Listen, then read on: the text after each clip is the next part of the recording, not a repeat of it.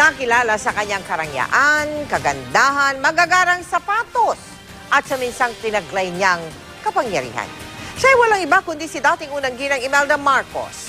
Sa aking espesyal na huling pagtatanghal sa programang Powerhouse, nakapanayam ng inyong lingkod si Mrs. Marcos at ilang lihim ang ating nalaman. Ang salitang Imeldific, kapag tiningnan sa diksyonaryo, ay nangangahulugan daw na ostentatiously extravagant o yung sobrang rangya. Ang salitang ito raw ay hango mismo sa marahil pinakatanyag na First Lady sa buong mundo, si Imelda Romualdez Marcos. Sa edad na 84, aninag pa rin ang gandang minsang naikumpara sa US First Lady na si Jacqueline Kennedy. May mga chismis, kayo daw ang unang-unang Pilipino na nakapag-stem cell therapy. Totoo po ba yun? I believe in it. And I was one of the pioneers in it. Hindi nang nagpapaganda. Ang dami ko nag-stem cell, pumapangit pa nga eh. Wag na. Hindi po kayo nagpapa-stem cell? Kung ako, magpapa-stem cell ako kung kailangan. Bakit hindi? I believe in it because it is not foreign. But ang importante dito, ang katotohanan nito, I started the stem cell in 1971. The good, the true, and the beautiful. Yan ang motto ng dating unang ginang. Ngunit ayon sa mga kritiko, nasobrahan daw ata sa beautiful.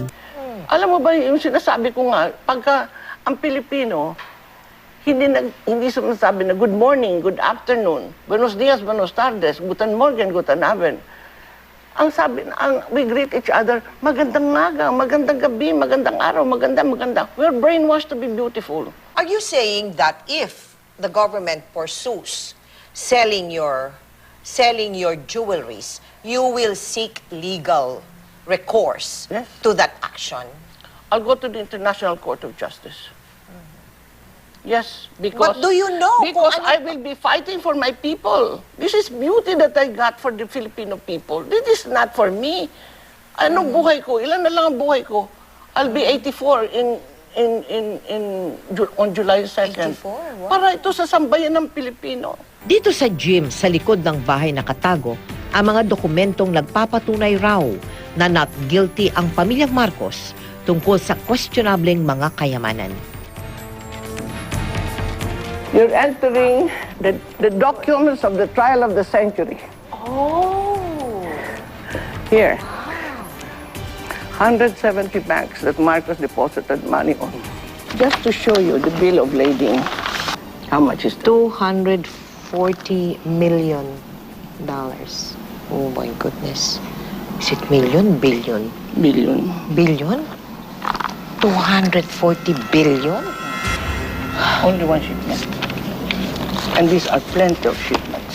Mrs. Marcos, if we go by all of these, you are rich beyond compare. No, this will save the world. The world. The world. This is the reason why I want to survive.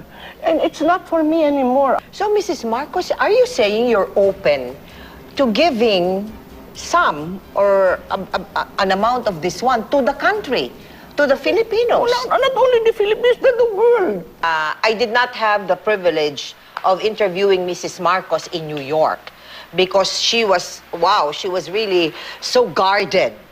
But now, I have the privilege of doing it.